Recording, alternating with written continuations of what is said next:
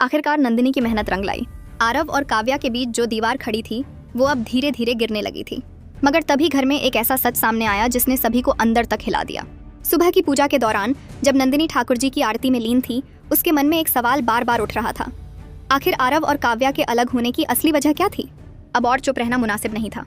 उसने तय किया कि वो आरव की माँ से इस बारे में साफ साफ बात करेगी। लेकिन जैसे ही नंदिनी ने अलगाव का जिक्र किया, आरव की माँ का चेहरा सिहर उठा। तभी दरवाजे की घंटी बज उठी। नंदिनी ने झट से दरवाजा खोला तो सामने एक अधेड़ उम्र की महिला खड़ी थी, सफेद वर्दी में, चेहरे पर मास्क, लेकिन आंखें बेहद पहचानी सी। दरअसल वो और कोई नहीं बल्कि आरव और निहार की दादी थी, जिन्हें सालों पहले पागल कहकर घर से निकाल दिया गया था और मानसिक अस्पताल में भर्ती करवा दिया गया था। परिवार को यही यकीन था कि वो दिमागी तौर पर कमजोर हैं, लेकिन सच्चाई इससे बिल्कुल अलग थी।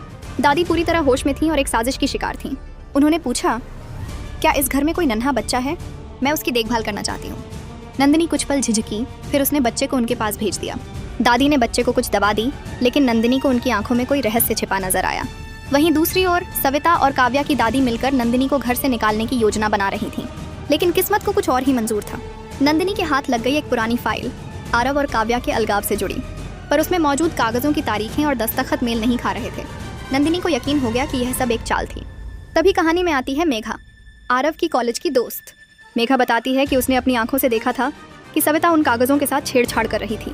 ये खबर नंदिनी के लिए उम्मीद की एक किरण थी, लेकिन अब खतरे और भी ज्यादा बढ़ गए थे।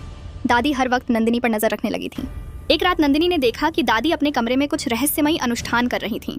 ऐसा लग रहा था जैसे वो किसी काले जादू से जुड़ा हिस्सा हो। नंदिनी को अब पूरा यकीन हो चला था कि दादी सिर्फ बदला लेने नहीं, बल्कि इस घर को डर और भ्रम में उलझाने आई हैं।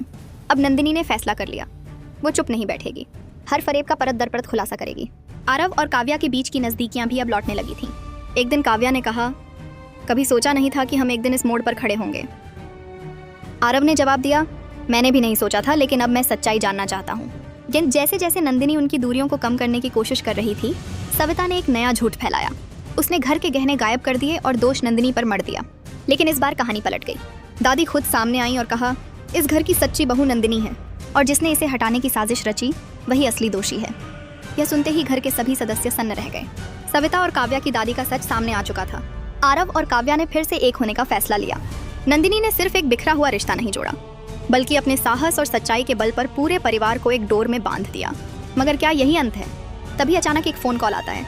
उधर से आवाज आती है, क्या तुमने सच में सोच लिया कि यह सब खत्म हो गया? और स्क्रीन काली हो जाती है। अगर आप भी चाहते हैं कि नंदिनी ऐसे ही हर रहस्य से पर्दा उठाती रहे, तो इस वीडियो को लाइक करें, चैनल को सब्सक्राइब करें और कमेंट करें। I support Nandini. आपके साथ से ही नंदिनी को मिलेगा उसका हक और सच की जीत। फिर मिलते हैं अगले तूफानी मोड़ के साथ।